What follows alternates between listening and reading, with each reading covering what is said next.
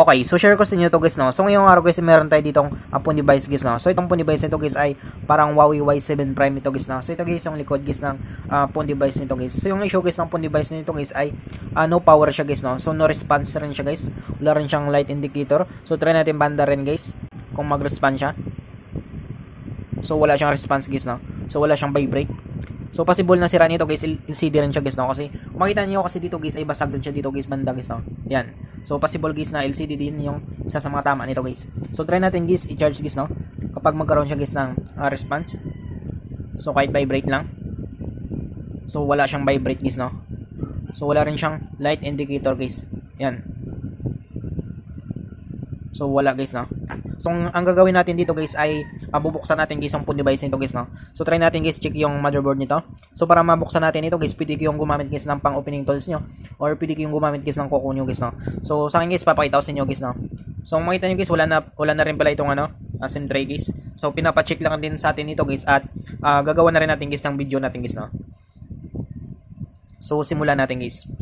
So buksan na natin.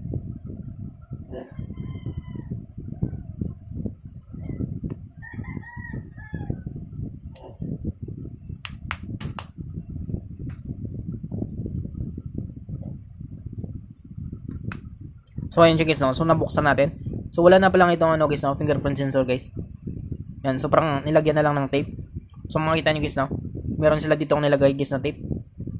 So ito pala kaya pala guys na wala na siyang fingerprint sensor kasi guys ay naputol ito guys, no.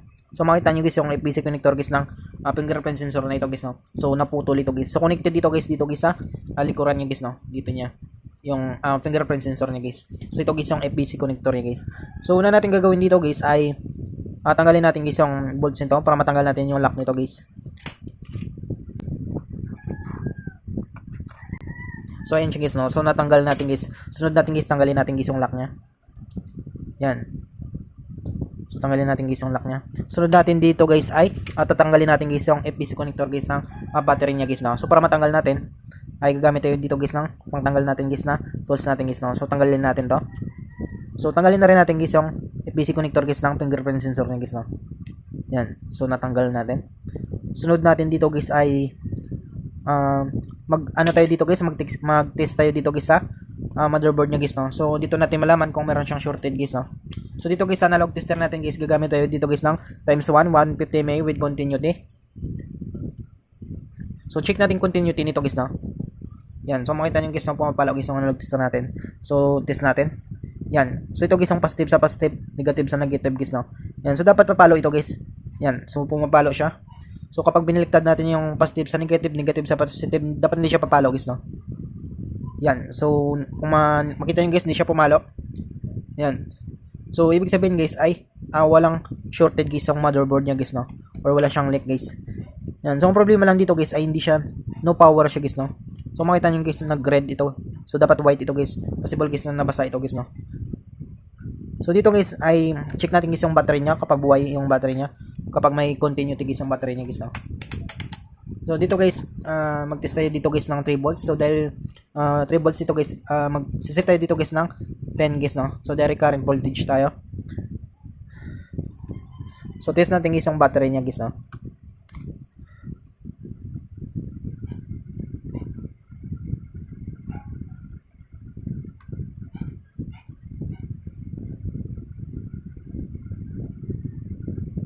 So ayun siya guys, no.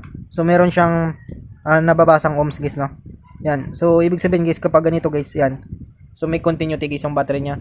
So possible guys na okay pa guys yung battery nito guys, no. So possible guys na drain lang ito guys yung battery nito guys. So para malaman natin guys ay gagamit tayo dito guys ng active panel natin guys, no. So try natin guys battery shock natin to. So hanap lang tayo dito guys ng niya guys, no. Terminal niya guys.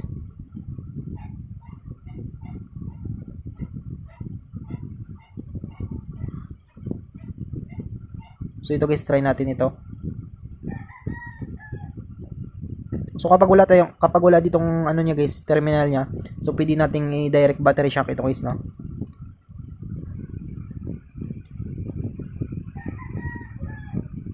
So yan siya guys, no. So meron siyang terminal dito. So sunod natin dito guys ay gagamit tayo dito guys ng type C guys, no. So yung gagawin natin dito guys ay kakargahan natin ito siya. So possible guys na ano lang ito guys ng drain nito guys. Yan. So kung makita nyo guys sa ano natin guys, sa active panel natin guys, sa light indicator dito guys ay meron siyang 1.7 guys, no. So possible guys na yung battery nito guys ay goods pa guys, no. Yan. So makita nyo guys kung makarga yan siya. So try natin guys, no. So battery shock natin.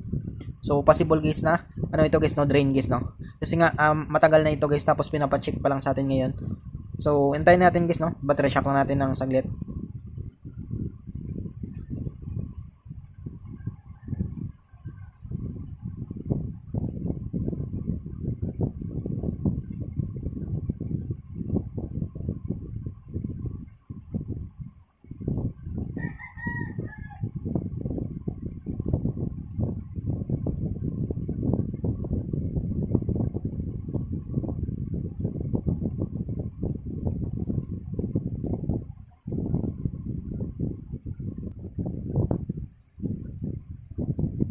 So ayan siya guys, no. So try natin guys.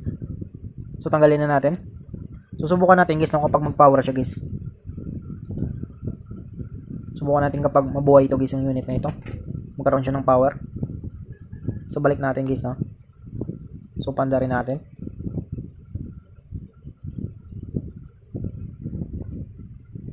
Yan. So kung makita niyo guys, no, nagkaroon siya guys ng display guys, no. So possible guys na goods pa guys yung battery nito guys, no. Tsaka yung ano niya guys, yung motherboard niya guys ay na-test na rin natin guys, no. Wala siyang shorted or wala siyang leak guys, no. So kapag ganun guys ay mabubuhay guys yung unit nito guys. Yan. So ganun lang kadali guys, no, kung paano natin guys ma-test guys yung motherboard niya tsaka yung battery niya. So ngayon guys try natin i-charge kapag mag-charge siya guys, no. So palit lang tayo guys ng micro tayo guys, no. So check natin. So ayan siya guys, no. So buhay pa siya guys. So damage talaga guys yung LCD. Pero naano pa rin siya guys, no. Naano pa rin ito siya, natatouch pa rin. Yan. So natatouch pa rin naman siya guys. So try natin guys, no, kapag mag-charge siya guys. So kanina kasi guys ay hindi talaga siya nag-charge guys, no. Yan. So kung makita nyo guys yung light indicator niya, yan, charging logo niya. So nag-charge pa siya guys, no. Yan. So meron kasi ano guys, no. Meron kasi guys na mga phone device guys na kahit i-charge niyo dito guys ay hindi niya kayang kargahan guys yung battery guys, no. Dahil sa drain guys yung battery niya. Yan. So kailangan talaga natin guys i-battery shock guys, no. Yan. So buhay pa ito guys yung unit na ito guys, no. So pinapacheck lang sa atin kung pwede pa ito guys, no. So pwede pa naman ito guys. Ang problema lang nito ay ano na rin guys, no, luma na rin. Pero kahit paano guys ay magagamit pa ito guys, no. Yan. So ganun lang kadali guys. So I hope guys na makatulong sa inyo itong video tutorial natin. Sa mga bago pa lang sa ating channel guys, no, huwag natin kalimutan guys i-click guys yung subscribe at yung notification bell button para ma-update ko kayo guys sa susunod natin guys na video tutorial. Thank you guys and God bless sa lahat.